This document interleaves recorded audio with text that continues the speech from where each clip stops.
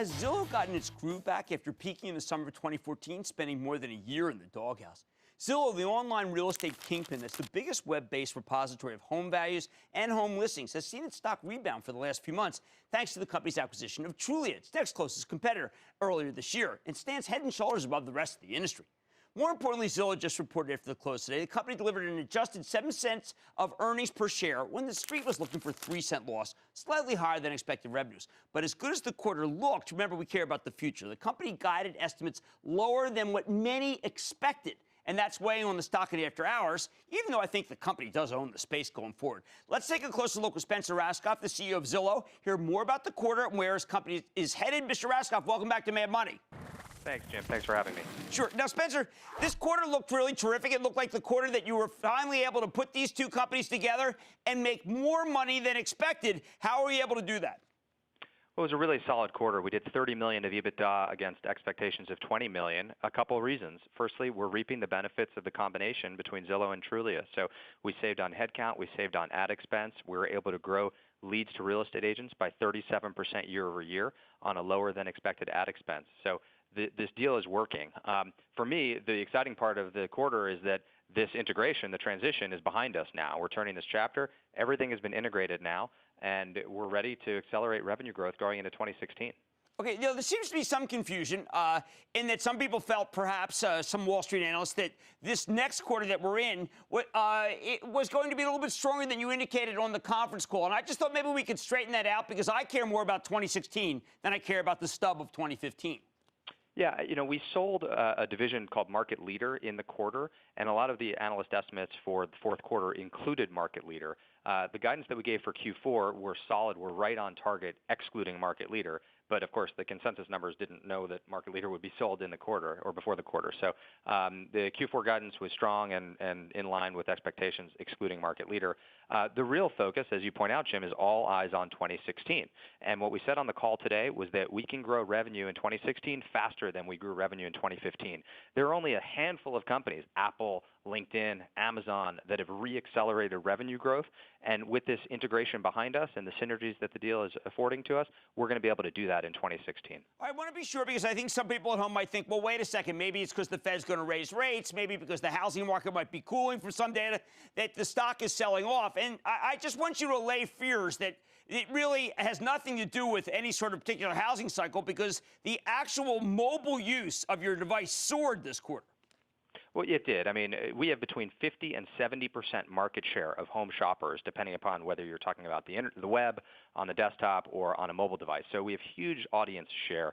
And yet still, we only have about 5% of what real estate agents spend on advertising. And eventually, advertisers follow audience. That gap will close as more and more advertisers flock to Zillow Group because we're the place to reach the largest audience of home shoppers on the web. Talk to me about what you will do with this excess capital, since it was clearly better than expected earnings that go right to the bottom line. Is this a case where you will advertise more? Is this a case where you will be introducing, maybe making more acquisitions like the one that you did this quarter that really does streamline the process of buying real estate? Well, we did a really interesting and exciting acquisition this quarter, a company called .loop for about $120 million. And .loop is the leader in transaction management for real estate. So all that paper pushing, all those documents that you sign on the hood of your real estate agent's car with a ballpoint pen, well, all of that is moving online, and .loop is the leader in that space. What we're doing is now driving adoption of .loop to improve the efficiency of a real estate agent and a broker.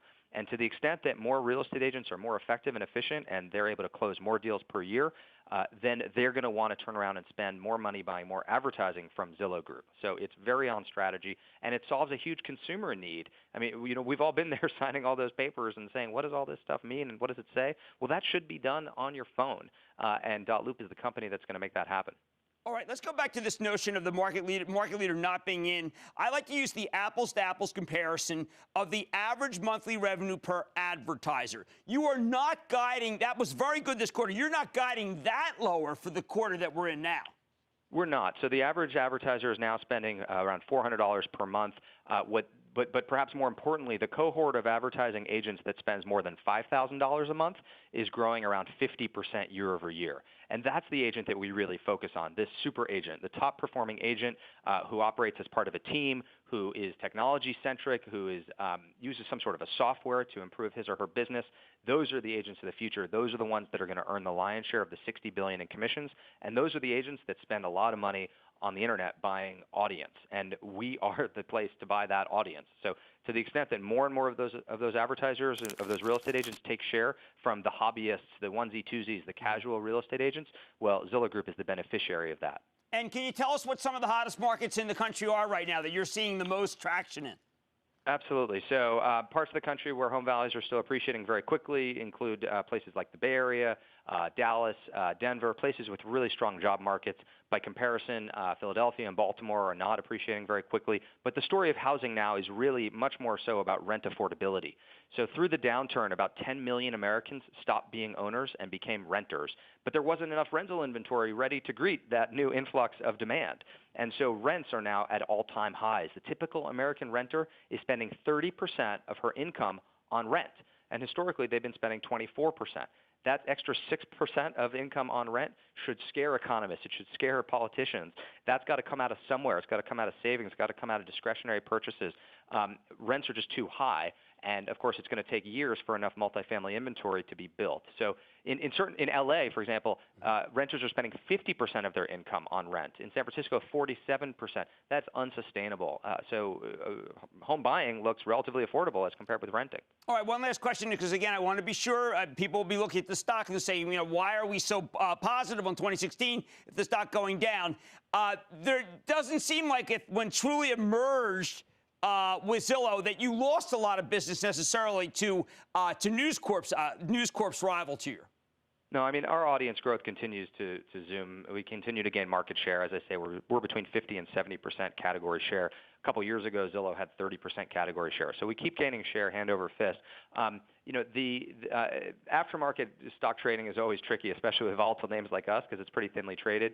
Our long-term holders and our strategic investors really want us to focus on revenue growth because they believe in the total addressable market. They believe that our rentals revenue potential, our mortgage revenue potential, and our revenue from real estate agent advertising should be many orders of magnitude larger than it is today. And so they're going to cheer the fact that 2016 revenue growth is accelerating. All right, that sounds like the right call. Spencer Rascoff, CEO of Zillow Group, thank you so much for coming on Mad Money. Good to speak to you, sir. Thank you, Jim.